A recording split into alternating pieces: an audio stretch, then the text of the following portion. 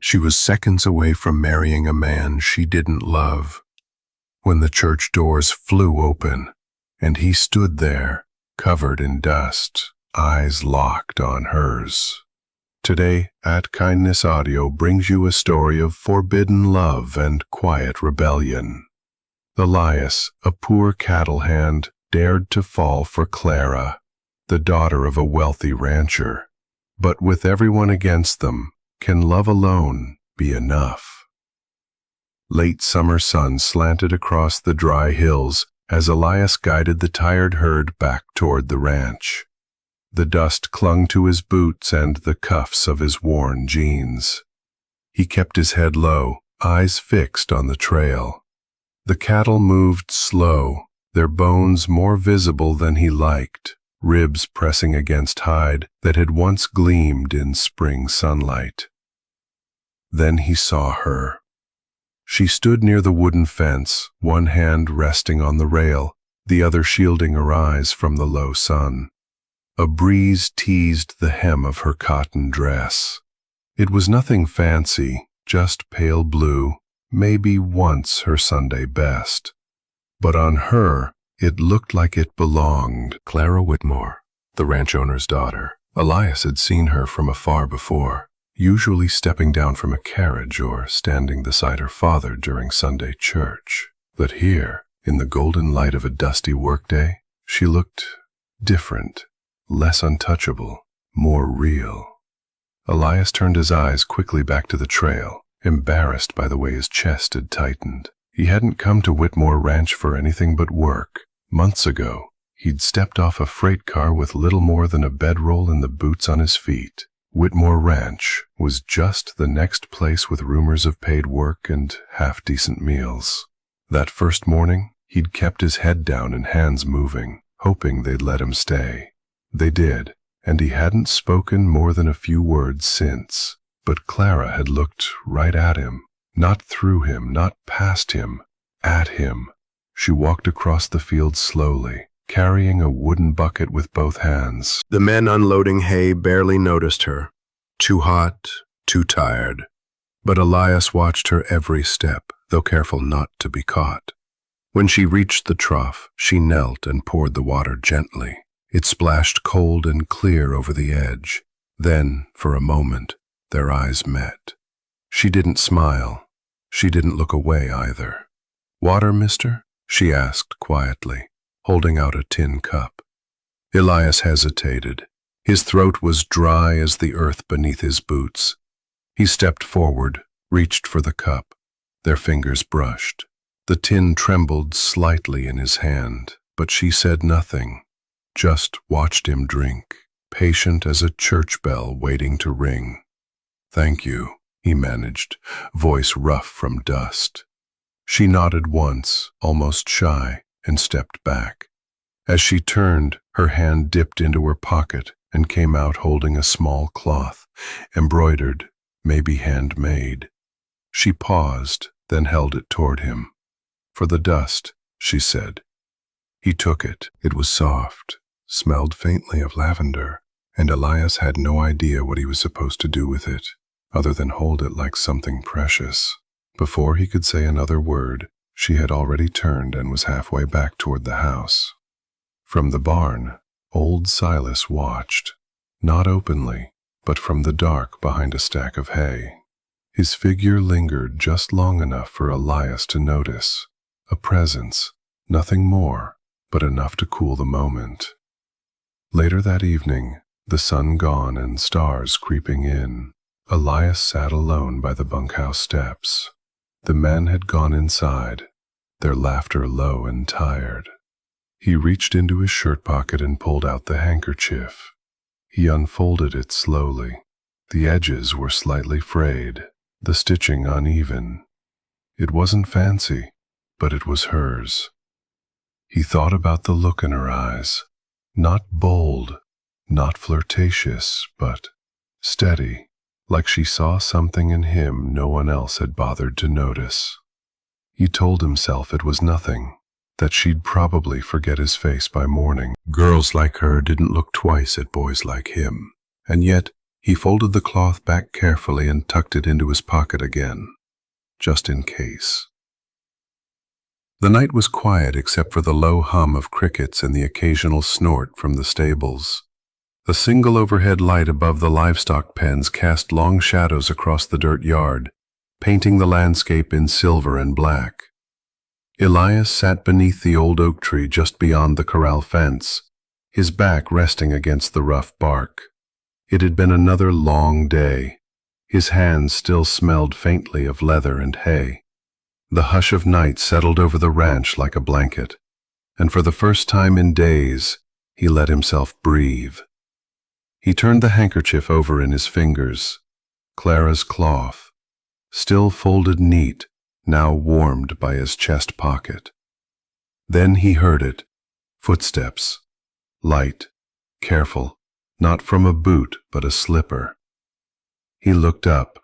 Clara emerged from the shadows, her figure slim and sure, holding something wrapped in a red checkered cloth. Her eyes met his, half laughing, half nervous. "You always sit out here?" she whispered. Elias straightened, startled. Sometimes. It's quiet. I like quiet," she said. "Helps me think." She knelt beside him and unwrapped the cloth. Inside, 2 pieces of cornbread, still warm. "Martha's recipe," she offered. "Don't tell her I stole it." He chuckled softly, more with his eyes than his voice. "I won't." They ate in silence at first, side by side under the wide branches. Fireflies blinked lazily around them. Somewhere in the distance a horse snorted and settled. "What did you dream about?" she asked suddenly, "before you came here?" Elias hesitated. No one had asked him that in years. "I guess I dreamed about not going hungry," he said at last. "And maybe one day having my own land, a place to plant things, maybe a couple cows that actually look fed." Clara smiled. "That doesn't sound foolish." He gave a half shrug. "My mother used to say, 'Don't dream above your station, boy. Life's hard enough as it is.'" She was quiet for a moment, then gently, "She ever dream?" Elias shook his head. "Not that I saw." They sat like that for a while, no words, just the music of bugs and wind rustling leaves. Then Clara turned to him, her voice low. "I think dreams matter, Elias. Even if they're too big, especially then." He looked at her. The moonlight caught her features, soft, strong, determined. She wasn't just the rancher's daughter. There was something else there, a boldness that surprised him. "I don't know what you're doing here with me," he said quietly, "but it scares me." She reached for his hand. He stiffened, then slowly let her fingers find his. "I'm here because I want to be," she said, "and I'm not afraid of town talk or my father's frown. I trust you."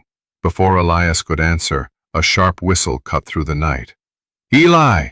came a voice. Henry, another ranch hand, stumbling through the shadows with a lantern in hand. "You out here making friends with the oak tree, or?" His voice trailed off as the light fell on Clara. Henry blinked. "Well now, I'll be." Elias flushed. Clara only smiled politely. "Evenin', Henry." Henry let out a low whistle. "Didn't mean to interrupt. Just came looking for my tobacco tin." He winked. "Carry on, Romeo." With a laugh and a wave, he disappeared into the dark again, boots crunching the dry grass. Clara leaned back against the tree, her eyes glimmering with amusement. "I suppose now you'll be the talk of the bunkhouse." "Probably," Elias muttered, rubbing the back of his neck. "I don't mind," she said. "Let them talk. I meant what I said. I trust you. Whatever comes." Her hand still rested in his, warm and certain. Just then the sound of approaching footsteps echoed from the barn direction. Heavier, deliberate. the kind that made dirt answer with every step. Clara straightened.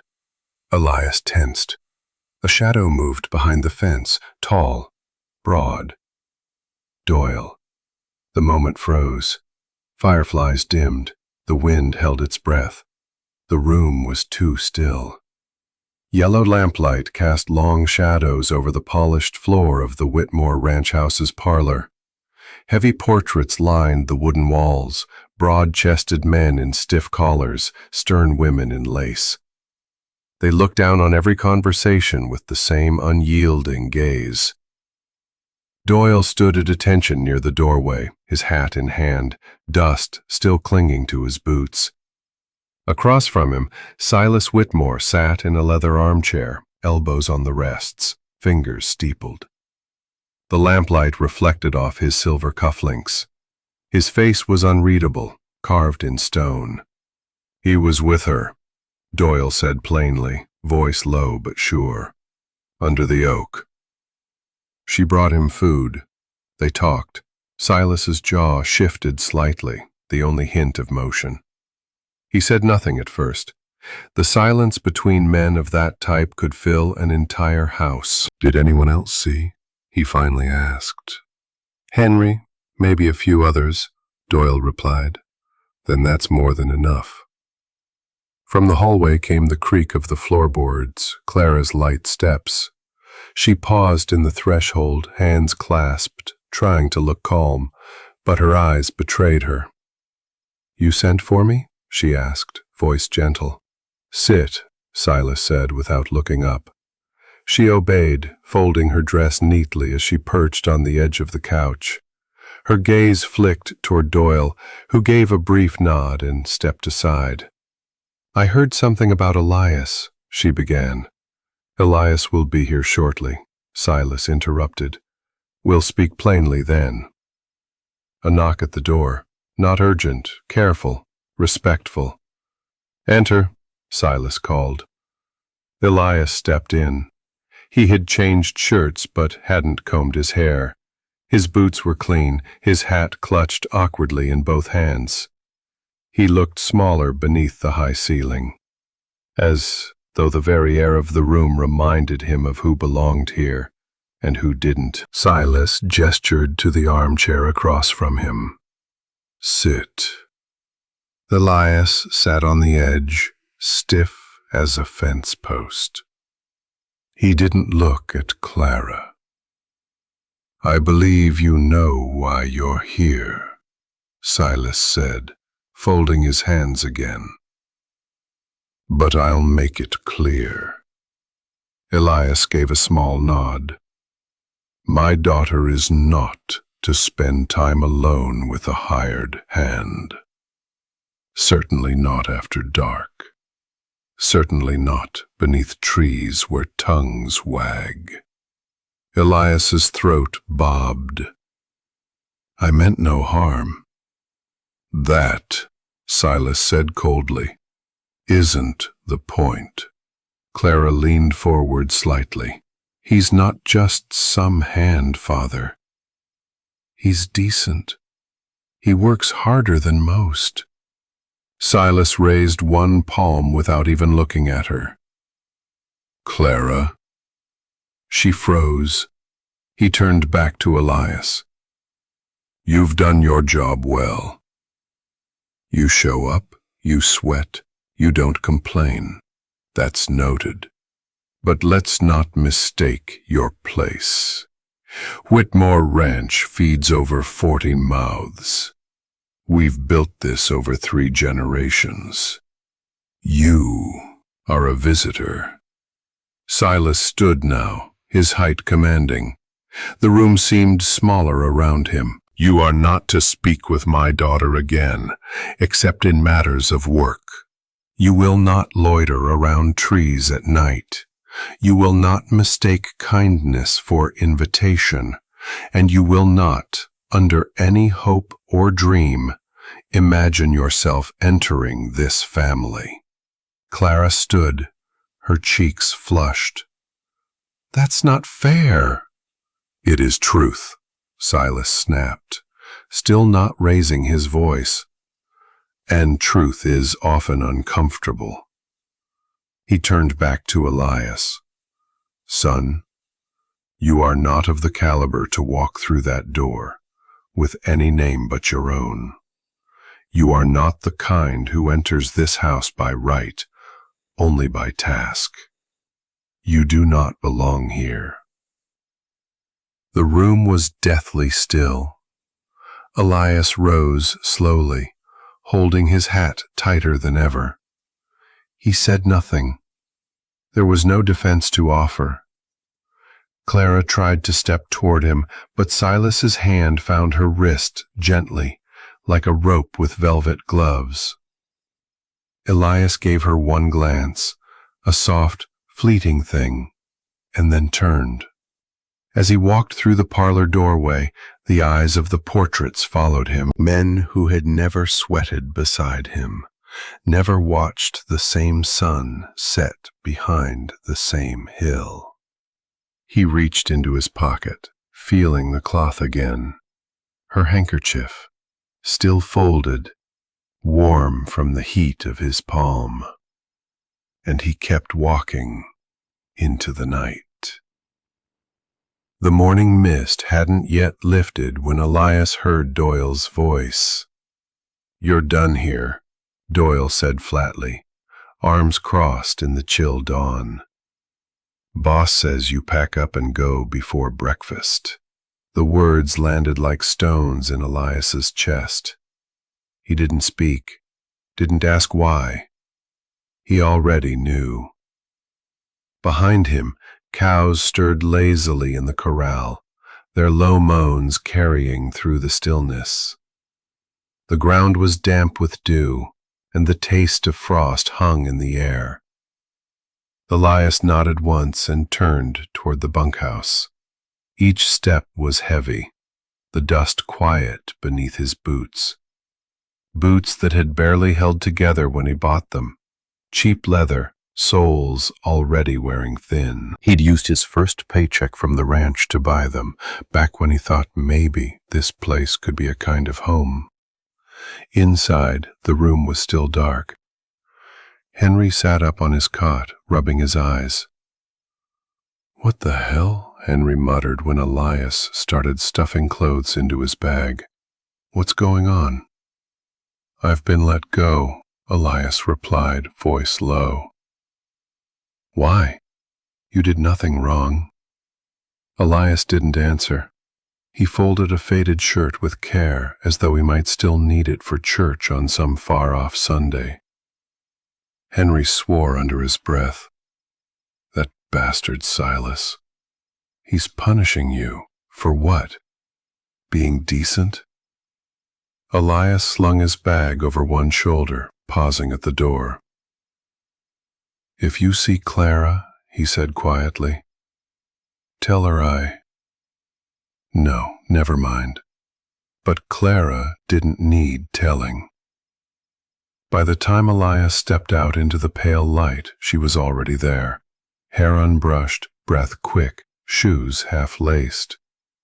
She rushed across the dirt yard, skirts trailing, until Doyle caught her by the arm.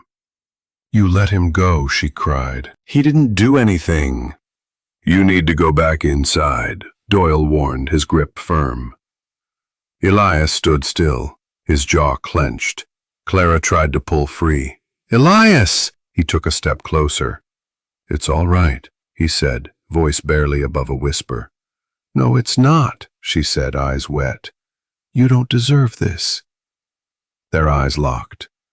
Doyle tugged at her again, but Elias raised a hand, gentle, almost like asking permission. Doyle hesitated. Clara stepped forward. "I don't care what they say," she said, her voice cracking. "I'll find you. I swear I will." Elias took her hand, rough from barn work but trembling now in his. "You won't need to find me," he said. "I'll come back for you." He let her hand go before he could lose the strength to do it. Then he walked away. The sun was just beginning to burn off the fog as he reached the main road out of the ranch. He didn't look back. If he had, he might not have left. The town was still half asleep when he arrived at the diner. Miss Martha was already pouring coffee, and the air smelled of bacon grease and old wood. She looked up as he entered, her brow furrowing at the sight of his bag. "You leavin', Elias?" she asked. He nodded and slid onto a stool at the counter. "Coffee?" she offered. "Please." He sipped in silence for a while, watching dust swirl in the morning light. The weight of loss sat heavy on his shoulders, but something else flickered behind his eyes too. Not just sadness, something tighter, more focused. A voice broke the quiet. "You heard about Clara yet?" Elias turned. An old ranch hand at the corner table leaned forward. "Silas is betrothing her to Nathaniel Briggs," the man said, shaking his head. "Big cattle family. Rich been in the works for a while, I reckon." The mug in Elias's hand stopped halfway to his mouth. "She doesn't even like him," the man added. "But that's how it goes. Land meets land, and love don't figure in." Elias stood up slowly, left 2 crumpled bills on the counter. He didn't say a word, but inside him, something had changed. A quiet promise now burned steady. The bell above the door gave a lazy jingle as Elias stepped inside.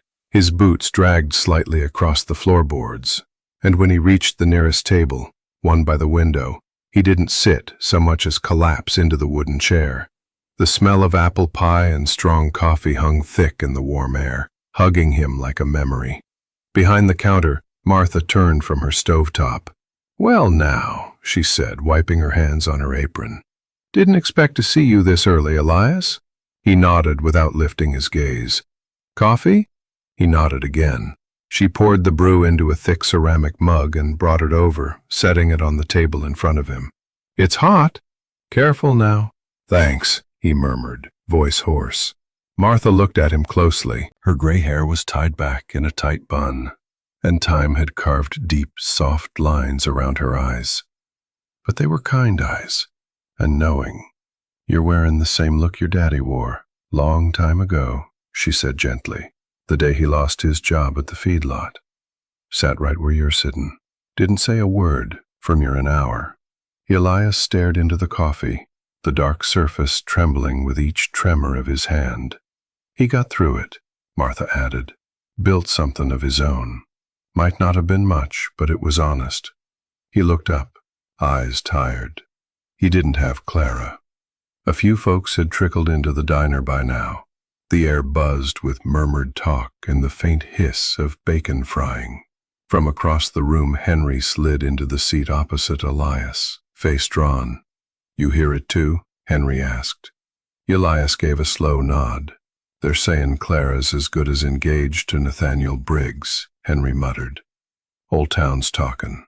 Apparently Silas arranged it weeks ago." Someone at the corner booth chuckled low. "That Whitmore girl always had her path paved in gold. Wasn't going to end up with a cowhand."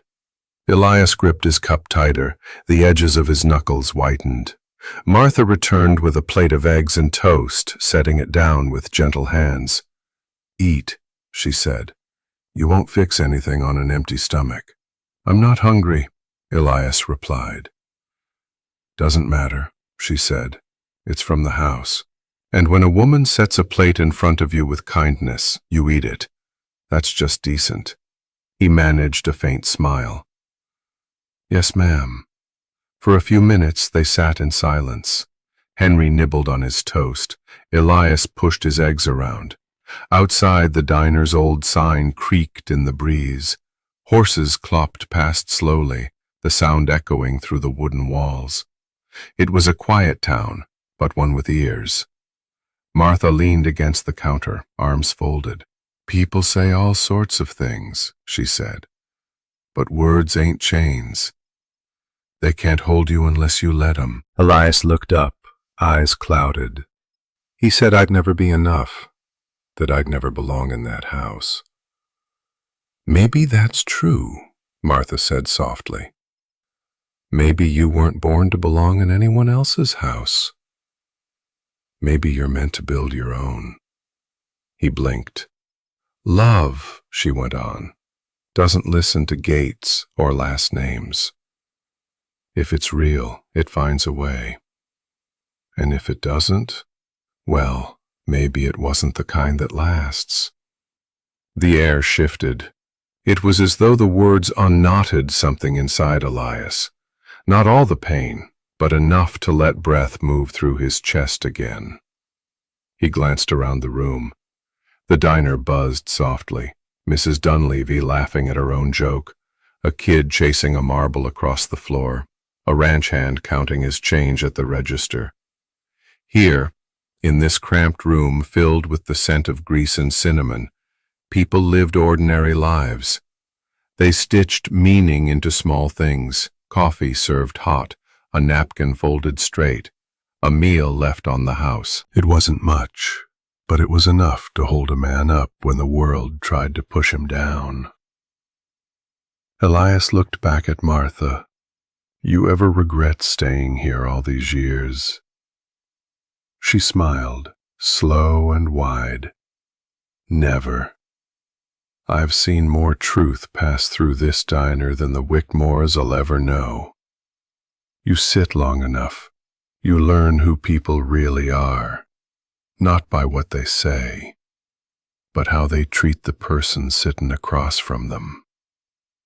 He breathed in deep, the scent of pie and wood polish grounding him.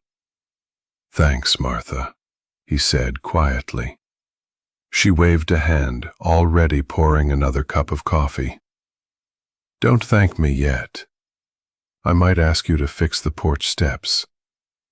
A flicker of amusement touched his lips. It was small, but it was something. The door opened, bringing in a burst of wind and morning light. And as Elias looked out across the diner, his shoulders straightened just a bit. His eyes didn't carry the same weight they had when he'd walked in. Not all the pain was gone, but somewhere, deep inside, a tiny light had flickered to life. The door creaked faintly as Clara pushed it open, one careful inch at a time. The old barn groaned in return, as if it too knew this meeting wasn't meant to be. Inside, the air was thick with the scent of dried hay and earth. A lantern flickered from a hook on the far wall, casting long, nervous shadows across the stacked bales. Elias was already there, waiting, boots scuffed, hat in hand. She slipped inside quickly, closing the door behind her. A gust of wind rattled the tin roof, and somewhere above them, a wind chime knocked out a slow, hollow rhythm. I thought you wouldn't come, he said. I almost didn't, Clara whispered, but then I remembered the oak tree. He gave a faint smile, the kind that carried more memory than joy. You had cornbread in your hands and stars in your eyes. You were afraid to speak. I still am, he said. Clara stepped closer, her shawl drawn tightly around her. Her hands were shaking. Outside, Henry lingered near the fence, arms crossed, eyes sweeping the fields like a hawk. No one had told him to stand guard, but he didn't need telling. Inside, Elias reached out and gently brushed hay off a nearby crate. Sit, he said softly. She sat. He lowered himself beside her. For a moment, neither spoke. The flicker of the lantern, the creak of beams above, the distant groan of cattle, they filled the silence like music. Then Clara spoke. He'll never let me go. Elias said nothing. His jaw tightened. He's promised me to Nathaniel. It's not official yet, but it's as good as done. We could leave, Elias said. Tonight. Her breath caught. I've got just enough saved for train fare east, he continued. We could be in St. Louis by week's end. No one would find us there. She looked at him then, not with fear, but with ache. Her eyes held questions he couldn't answer. What would we be there? She asked. Who would take us in? We'd figure it out. I'd find work. You'd be free. Clara touched his arm. It's not just him. It's this place. This name I carry. Whitmore. I don't care about that name. You should, she whispered. Footsteps. Elias stood quickly, eyes narrowing. Clara's breath hitched. The door swung open, slow and deliberate. Doyle. His figure filled the frame, blocking the light from outside. For a second, no one moved.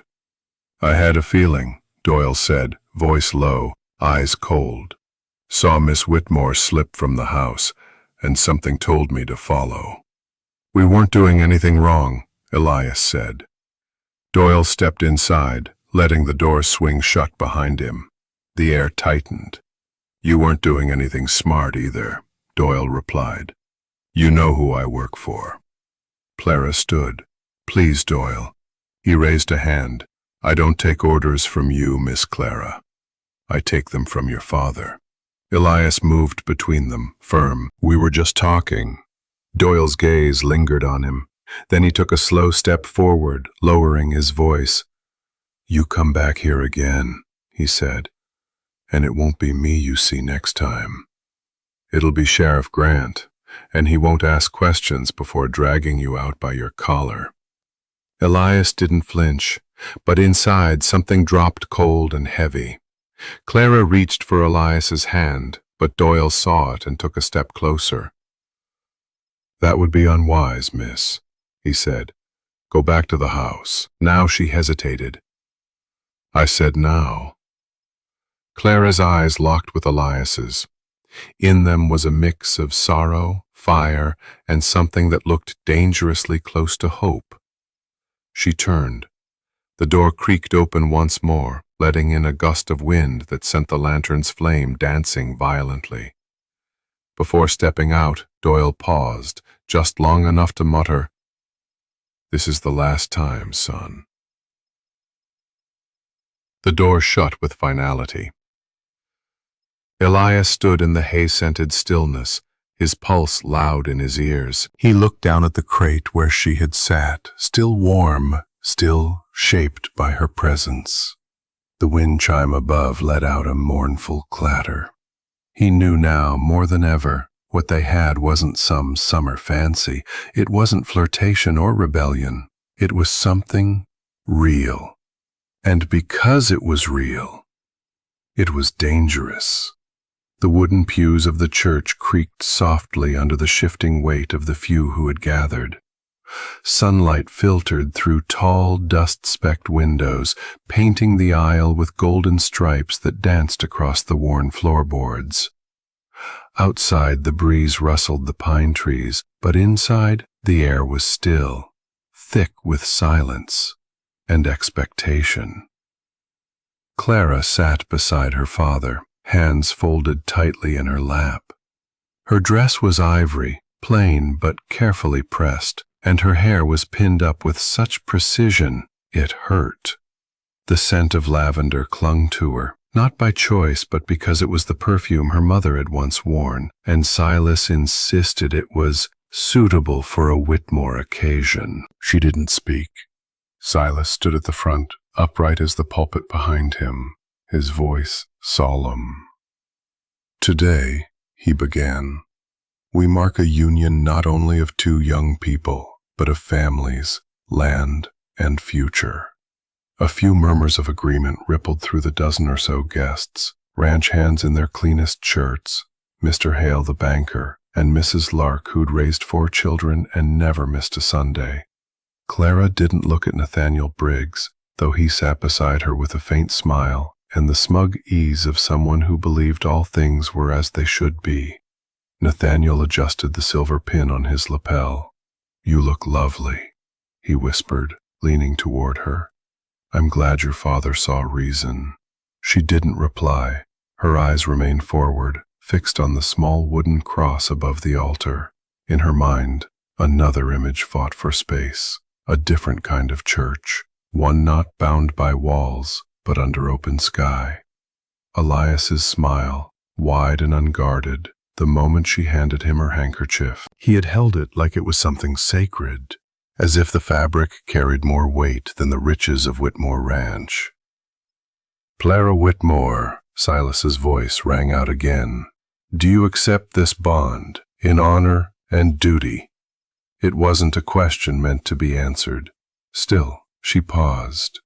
Just a breath. That was enough to make Nathaniel glance sideways, then stiffen.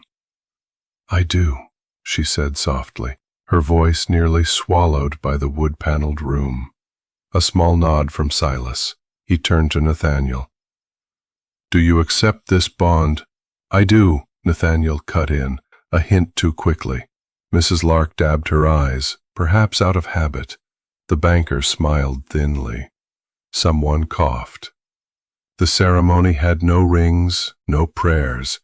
It was not a wedding, merely a declaration, an old-world engagement framed in wealth and propriety. And as the pastor stepped forward to offer a final word, Clara's eyes drifted to the back of the chapel. Through the narrow doorway, past the rows of shadowed pews and beneath the arched entrance, stood a figure. Elias. His shirt was clean but worn, and the way he stood, rigid, hands clenched, spoke more than any sermon could. His eyes weren't pleading, they weren't broken, they were burning. Clara's breath caught.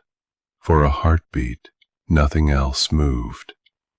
Their eyes locked, across the room, across the gap carved by money and power and silence. Then the pastor said, "Let this engagement be witnessed and honored." Clara flinched. Nathaniel took her hand, fingers curling around hers with practiced charm. Elias didn't move, but his jaw tightened, and his fist clenched tighter at his side, the veins rising along his forearm like roots of something deep, refusing to let go. Silas turned slightly, following Clara's gaze. He saw Elias. His mouth hardened, but he said nothing. There was no scene, no protest, no words spoken aloud, but everyone in the room felt the shift, like a door swinging open in a storm. The ceremony ended. People stood, murmured polite congratulations, adjusted collars, whispered sideways. Nathaniel leaned toward Clara again. "We should celebrate," he said, but she didn't answer. Her eyes stayed on the empty doorway, long after Elias had stepped away. The prairie stretched out under a silver-slivered moon, its grass whispering secrets in the wind. Elias rode hard, his horse slicing through the cool night air, each hoofbeat pounding like a drum against the silence. The distant glow of the church lanterns still flickered behind him, but he didn't look back. He wasn't running from something. He was riding toward someone. The night smelled of dust and pine, and somewhere in the tall grass a coyote howled. Elias's jaw tightened. He remembered the quiet rhythm of leading cattle home at dusk, the low groan of the herd, the soft tread of their hooves against soil. Simpler days, quieter thoughts, all gone now. He spotted the lone tree near the ridge, the place Henry said Clara might be waiting. As he pulled the reins, the horse slowed, panting heavy, and Elias dismounted in one swift motion. There she was. Clara stood by the tree, her shawl pulled tight, hair loose from the wind. Her face lifted slightly as he approached, eyes shining but uncertain. "Clara," he said breathless. "You came," she whispered. "I didn't know if I'd be too late." She took a small step forward, then another. The grass brushed her dress, and the tree above them rustled gently. "I couldn't stay in that house," she murmured. "Not after seeing you." Elias looked at her, every part of him aching. "Why didn't you say no? To Silas? To the Briggs name? You think it would have mattered? He didn't answer. I was scared, she confessed, voice barely above the rustling leaves. Still am, but not of Nathaniel, not of my father. I'm scared of not choosing. He stepped closer. I love you, she said, but I don't know how to be brave enough for both of us. He reached for her hand. It was cold, trembling. He held it like something fragile. I don't need you to be brave alone, he said. Just stay with me. Just choose me. Her breath hitched. She looked up into his face, lined with dust, streaked with fear and fire, and nodded slowly. I'm not ready to run, she whispered. Not tonight. I'm not asking you to, he said. She leaned into him then, forehead resting against his chest, his arms wrapped around her instinctively, strong and certain. There was no kiss, no trembling declarations, only the quiet thud of two hearts learning how to beat in the same rhythm. For a while they stood like that, under the old tree where no one could see. Then Clara pulled back just enough to speak. If you can wait, she said, voice thick. If you can hold on through what's coming. I won't let them win.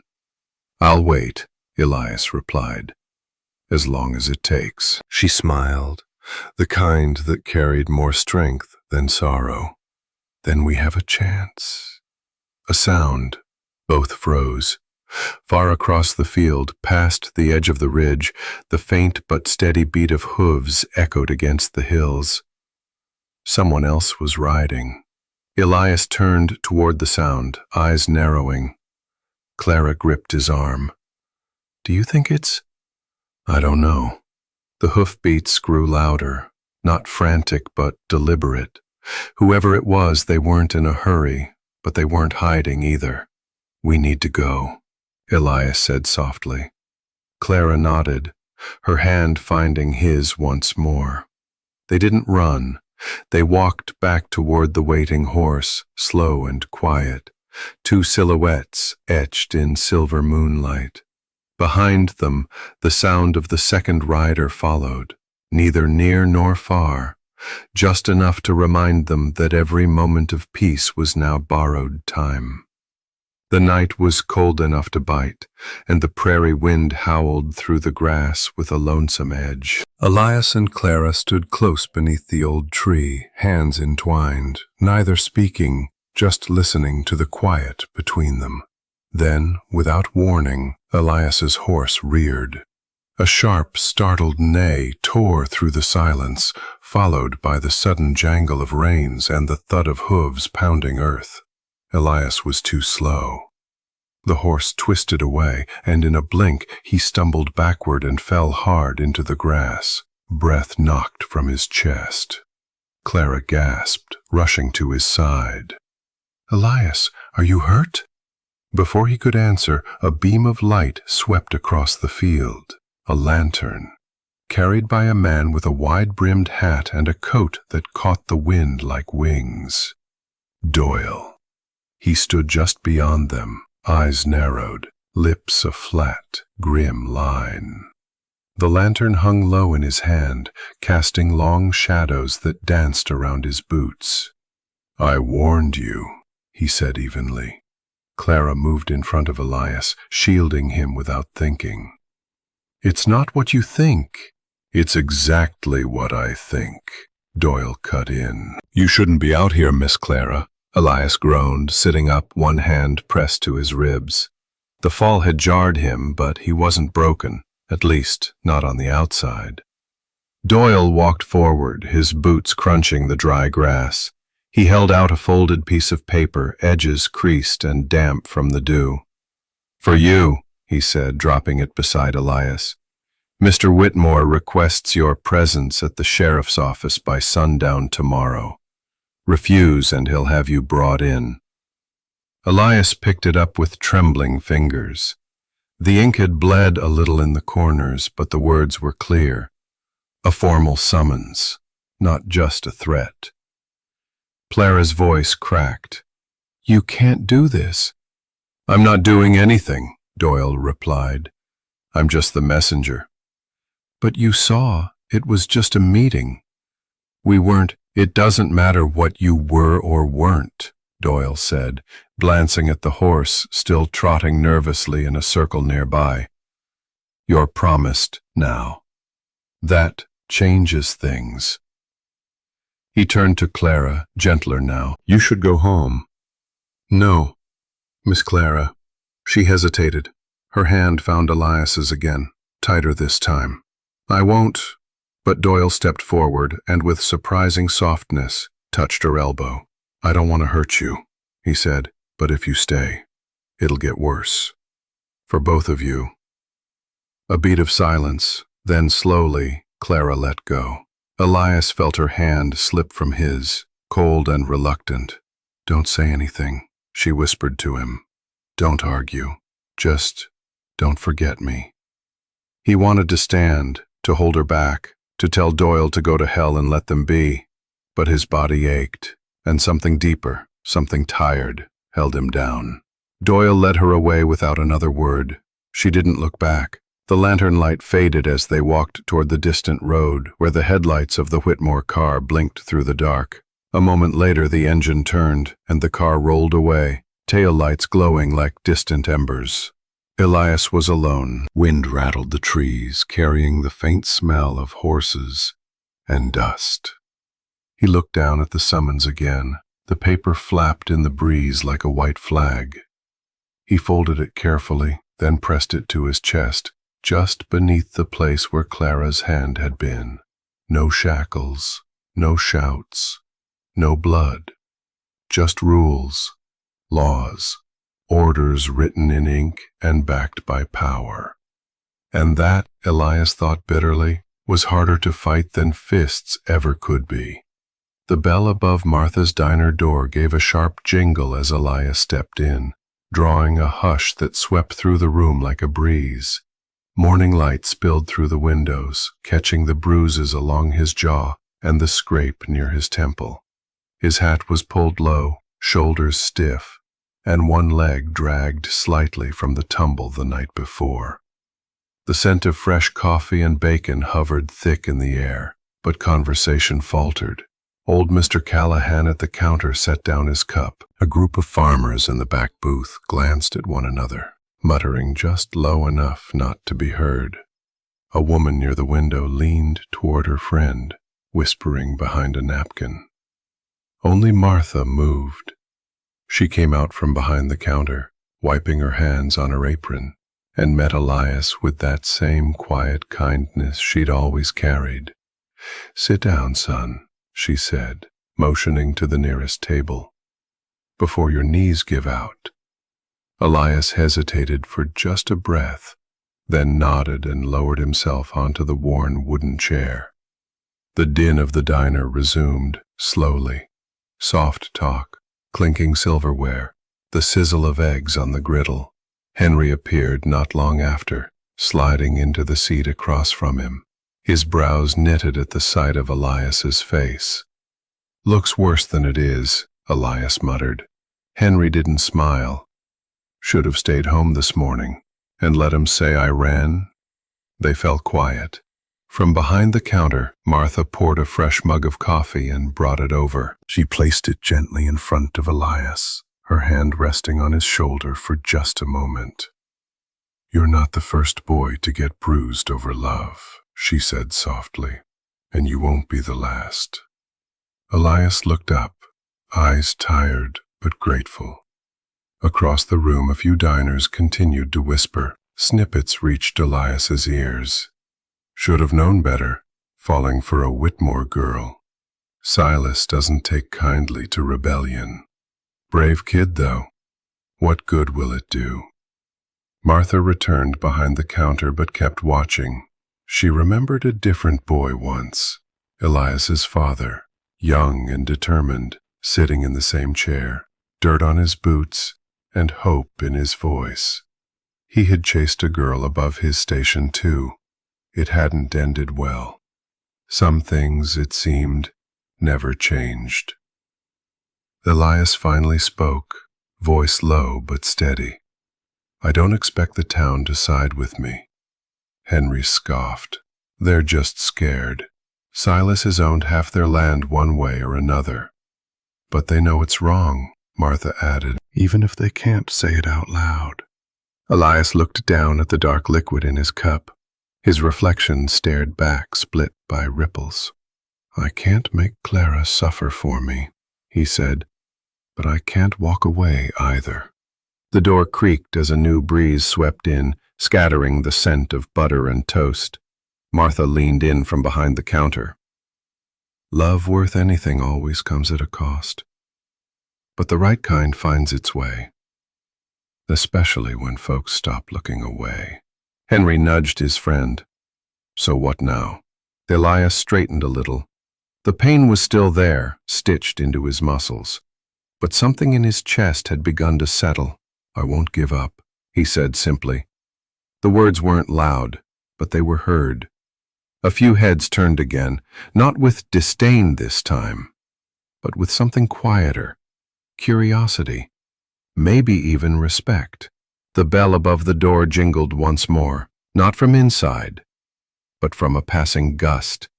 Elias glanced up. Outside the diner, walking slowly along the boardwalk, was Silas Whitmore. He moved like he owned the dust beneath his boots, eyes surveying the street. And for just 1 second, as he neared the window, he turned his head. Their eyes met. Not long, no more than a heartbeat, but long enough. Then Silas walked on. Fiddle music floated above the rows of tents and stalls, cheerful and unhurried, like a breeze tumbling through leaves. Children ran past with cotton candy and caramel apples in sticky hands, their laughter bubbling beneath the rhythmic twang of a country band playing on a wooden stage. Flags fluttered along string lines overhead, red and gold and blue, catching the soft sunlight of early afternoon. The annual autumn fair had returned to Millersville. But Clara Whitmore did not feel festive. Her smile was practiced, her posture perfect, and her lace gloves immaculate. She stood beside her father near the center pavilion where guests were greeted, nodding politely at townsfolk and ranchers who came to shake Silas Whitmore's hand. A full-length dress in soft lavender wrapped her slender figure, but the color felt too quiet against the brightness around her. Silas kept one eye on the crowd, the other on her. Always. Clara felt the weight of his gaze even when he didn't speak, and he rarely spoke unless it was necessary. Not far from the Ferris wheel, Elias moved among the crowd.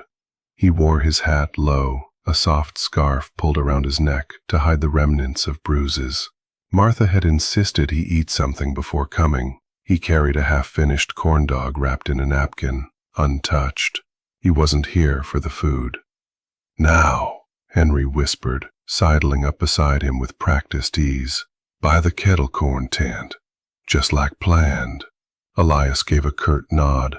The note in his pocket had been folded 3 times, then sealed again inside a clean envelope. No name on it, just the words that needed saying.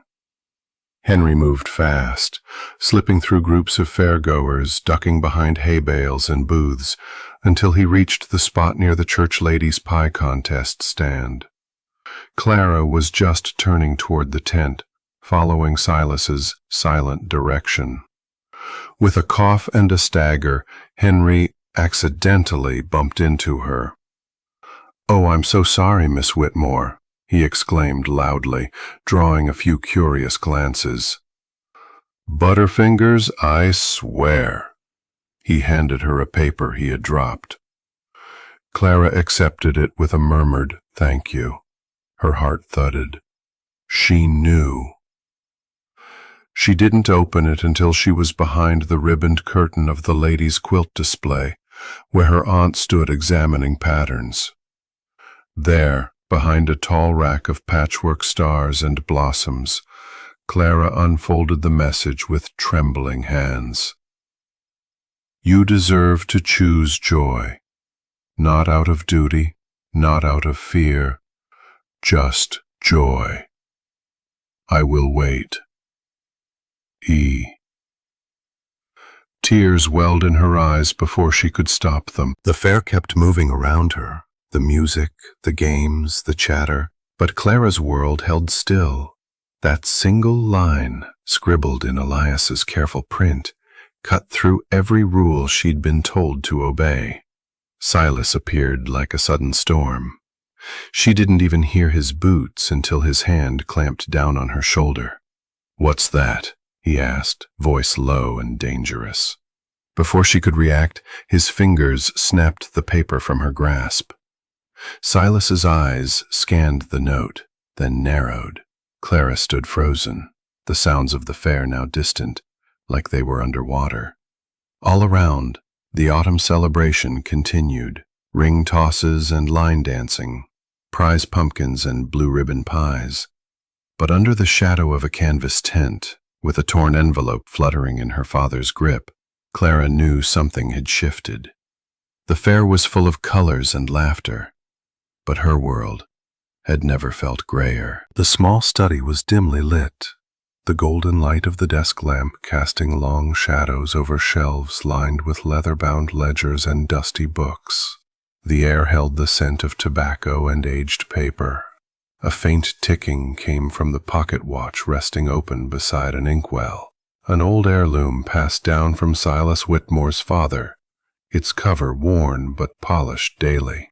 Silas sat behind the heavy oak desk, shoulders squared, lips pressed tight. The room was quiet, too quiet. "Clara," he called. His voice wasn't loud, but it carried command.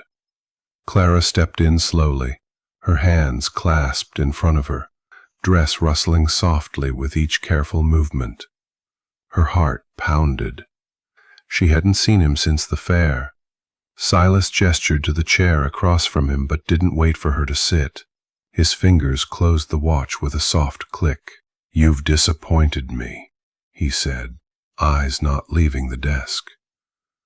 "And you've endangered everything this family stands for." Clara didn't speak, not yet. "I gave you a future with Nathaniel, a strong man from a good name. He understands land, cattle, politics. He'll give you a house worthy of the Whitmore bloodline." Her voice broke the silence at last, soft but firm. "But he doesn't love me." Silas finally looked up. "This isn't about love, Clara. It's about legacy, about honor, about not throwing away generations of work for a ranch hand who sleeps in a hayloft." Clara's breath trembled, but she didn't look away. "You weren't always like this." Silas blinked, surprised. "I remember," she continued, voice quieter now, "riding behind you when I was little. You used to whistle. You used to laugh. I used to think you wanted me to be happy." Silas's jaw tightened. "Happiness is built, not found. And it doesn't come from disobedience." She stood a little straighter. "I'm not a child anymore. And this isn't a life I can live. Not with Nathaniel. Not in a house where I have no voice." Silas rose slowly, walking toward the window. Outside, the lanterns along the stable path flickered in the breeze. His back was to her now. "I loved your mother," he said quietly, "and I buried her before your 10th birthday. Since then, everything I've done has been for this family." Clara stepped closer, her voice pleading. "Then listen to me, not just as your daughter, but as someone who still wants to believe you care." Silas turned. His face was unreadable, carved in stone. "You will marry Nathaniel." "No." His brow furrowed. "I'm begging you," she whispered. "Please, don't make me choose between my heart and this house." He didn't answer. "I'll leave if I have to," she said, voice shaking now. "And if you force me, if you take everything I am and hand it over like I'm property, I'll never forgive you. I'll hate you for the rest of my life." The words hung in the air, sharp and irreversible. Silas didn't move. The old pocket watch ticked steadily on the desk. Clara wiped at her cheek, but the tears kept coming. After a long silence, Silas's shoulders dropped. Not much, but enough. His hand touched the edge of the desk, knuckles whitening. When he finally looked at her, something in his eyes cracked, just slightly. Not weakness, not regret, but perhaps a glimpse of the man she once knew. Clara waited, but he said nothing. Rain drummed steadily on the tin roof of the diner, turning the street outside into a wash of silver and shadow. Inside, the warm scent of chili stew filled the air, mixing with the subtle sweetness of cornbread that cooled near the window. The lanterns on the walls flickered against the soft hum of conversation. Elias sat by the fireplace, steam rising from his soaked coat draped over the back of his chair. His boots left small puddles on the floor, but he didn't seem to notice. His eyes were fixed on the dancing flame, brows furrowed in quiet thought. His shirt clung to his back, and his hair was still dripping, but he had refused to take Martha's offer of a warm blanket. Not yet. Henry slid into the chair across from him, holding 2 mugs of coffee. "You'll catch something sittin' like that," he muttered, placing one of the mugs near Elias's elbow. Elias finally blinked and looked up, and though few dared speak openly against the Whitmores, it was clear hearts were quietly choosing sides. Henry leaned in, elbows on the table. "You ever hear about my cousin Tommy? The one that ran off to Amarillo for a girl?" Elias shook his head, eyes still on the fire. "He loved her. I mean really loved her. But her folks didn't approve. He waited too long, gave up too easy. By the time he went back for her, she was already wearing someone else's ring." Elias didn't speak, but his jaw clenched. Henry studied his friend a moment, then added, "Tommy still writes me. Says the biggest mistake he ever made wasn't fighting harder." Elias turned toward him, voice barely above a whisper. "I'm not Tommy." "No," Henry said with a small smile. "You ain't." The moment passed. Then Elias drew a long breath, eyes still on the flame.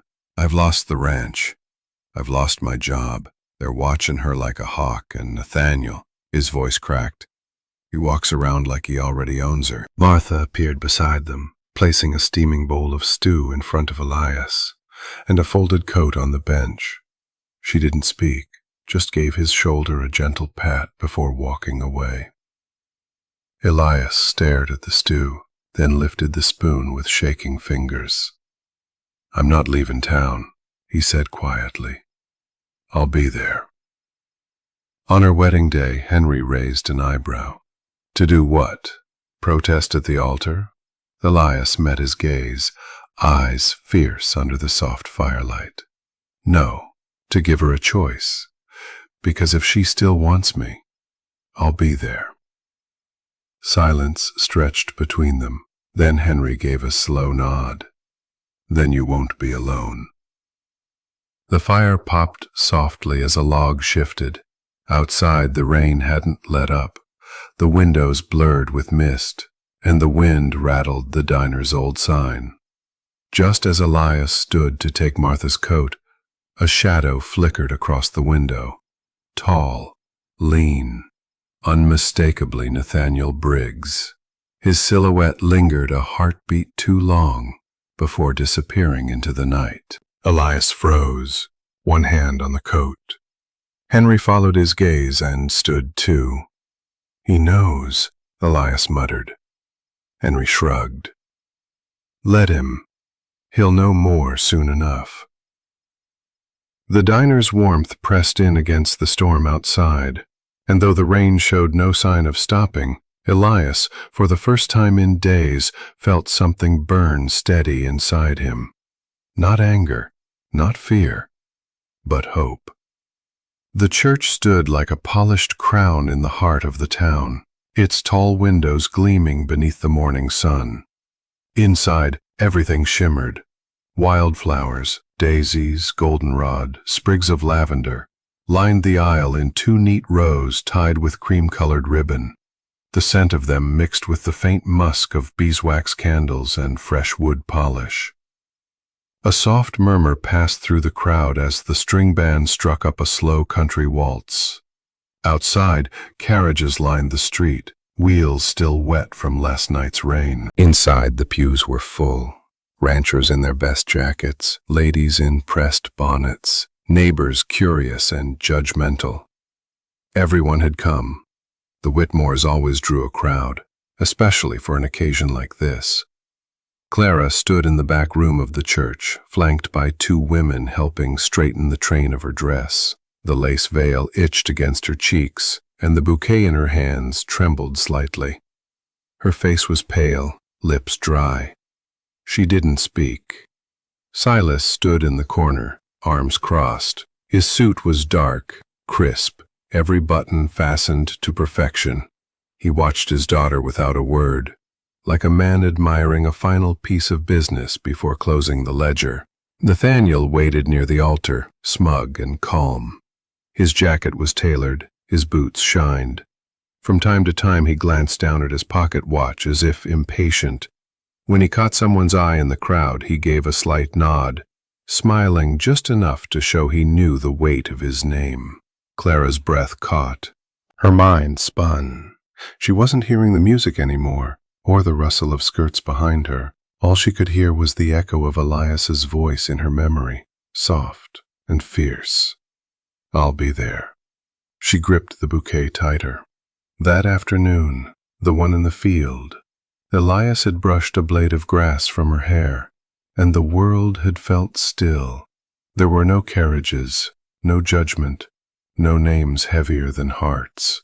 Just them. A soft knock on the door. "It's time," someone whispered. Clara stepped into the light. The church doors opened, and the music shifted. All eyes turned. Her dress swept along the aisle. Her feet moved, but not by will, more like she was being carried by something unseen. Whispers curled from the pews, too low to hear clearly, but sharp enough to pierce. "She looks pale. Isn't she too young for Nathaniel?" Poor girl. Still, it's a fine match. Clara's chin trembled, but she did not cry. Not yet.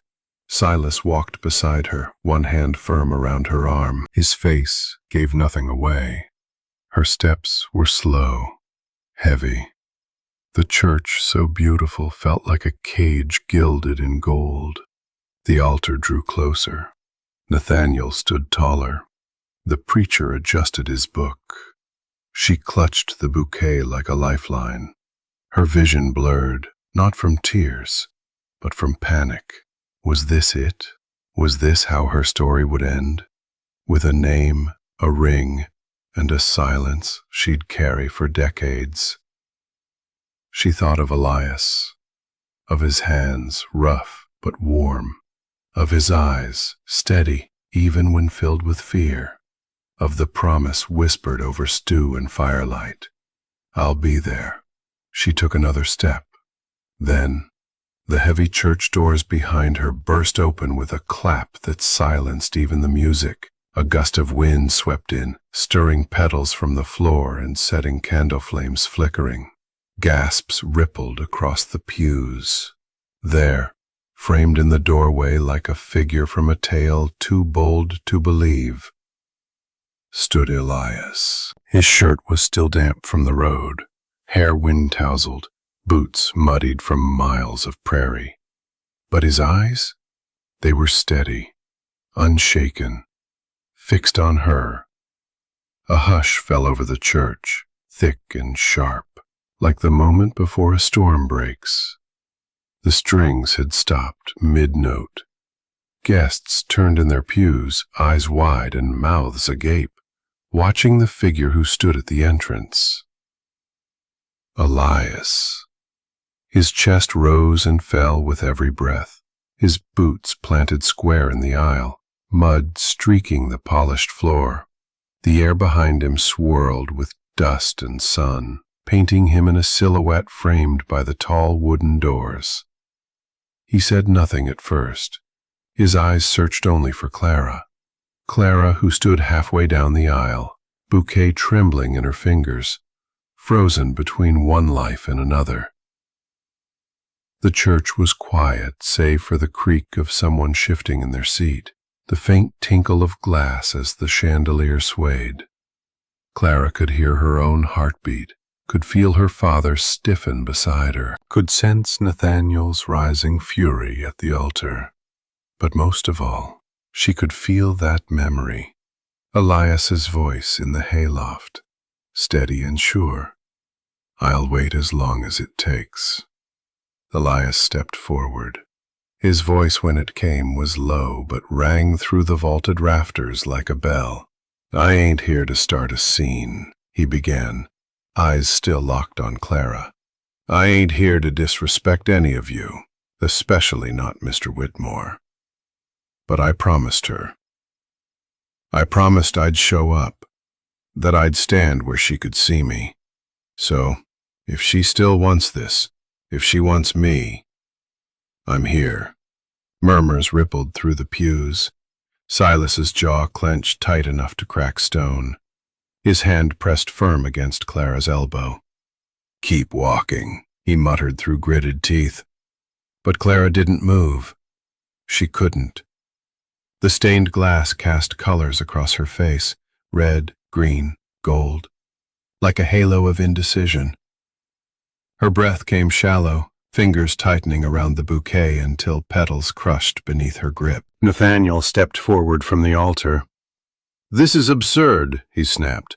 "You're letting a boy in boots and dirt interrupt—" "Enough," Clara said softly. It was quiet, almost too quiet. She turned toward her father first. Her voice shook, but her spine was straight. "I've followed your will, Papa. I've done everything you asked. But this," she held up the bouquet, "this isn't mine." And then, without ceremony, without apology, she let it drop. The white flowers fell in a hush, hitting the floor with a whisper, scattering against the polished boards. Gasps erupted around them. Silas's face turned from red to gray. Nathaniel's hands curled into fists. But Clara, she took a step forward, then another, and another. The train of her dress whispered behind her as she walked slowly, deliberately toward Elias. When she reached him, he didn't move. He only looked at her, as if afraid the moment would dissolve if he so much as breathed wrong. She took his hand. Her voice, now steady, echoed through the church. "I choose him." For a second, the world stood still. Then, the church bell rang.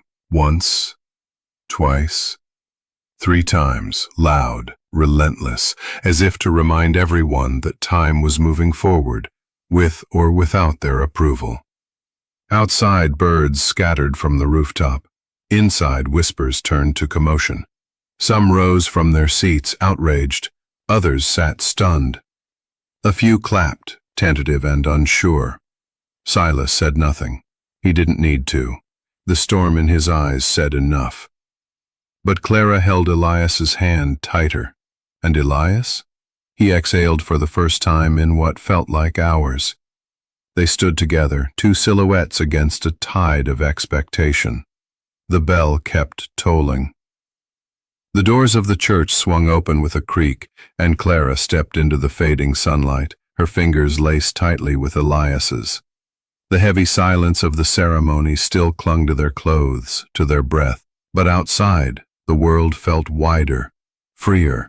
The prairie stretched out in every direction, bathed in the warm amber light of a falling sun. The horizon glowed red gold. The sky streaked with fire as clouds rolled like soft waves. The wind carried the smell of dry grass and dust, rustling the hem of Clara's white dress as it trailed behind her like a flag. Elias paused at the top of the steps, breathing in the evening. Clara looked up at him and smiled, gentle, real. Not the practiced one she'd worn through dinners and family meetings, but the smile she'd first given him on that afternoon by the fence, when her hair had caught in the breeze and her eyes had told a story her lips dared not speak. Down near the horse rail, Henry stood waiting, holding the reins of two saddled horses. One of them pawed impatiently at the dirt, sensing the urgency in the air. "I figured you might need these," Henry said, offering a grin as crooked as his hat. He nodded toward Clara. "Didn't think you had it in you. Guess I was wrong." From the porch of the diner across the way, Martha approached with a canvas bag in her arms.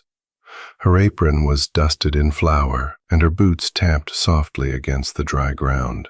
"There's jerky, bread, some coins, and a canteen of water," she said, handing the bundle to Clara. "And this." She pulled a folded map from her pocket. "A back trail. Not many folks use it anymore, but it'll get you past the sheriff's eyes for at least a day." Elias took it, nodding his thanks. "I don't know how to repay you." "You already did," Martha replied. "You reminded folks here that the heart's got a voice too." Clara turned to look back at the church once more. Guests spilled slowly into the yard, hushed and stunned, some with pity, others with admiration. Among them, a still figure lingered at the edge of the wooden steps, Silas. He stood unmoving, his hands clasped behind his back, his face unreadable. The lines on his brow etched deeper than before, as if carved by a storm that had finally passed. He didn't speak, he didn't nod, but he also didn't stop them. And somehow that silence was louder than anything he could have said. Clara met her father's eyes. There was pain there. But there was also a trace, barely visible, of release. She gave a small, respectful bow of her head. Then she turned, and without a word mounted the horse beside Elias. The moment the reins tightened, the horses reared slightly, eager, sensing the call of the open land. Dust kicked up from their hooves, golden in the slant of the sun. Elias reached for Clara's hand again, steady and sure. "You ready?" he asked. Her smile answered for her.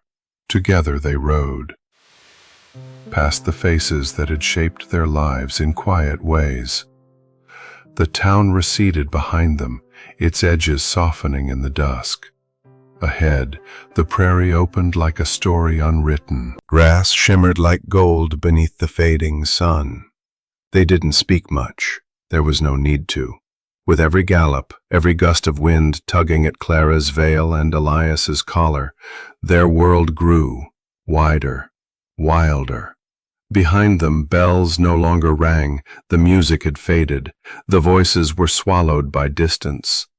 Ahead of them was only sky and promise, and the rustling whisper of the prairie, as if the land itself was cheering them forward.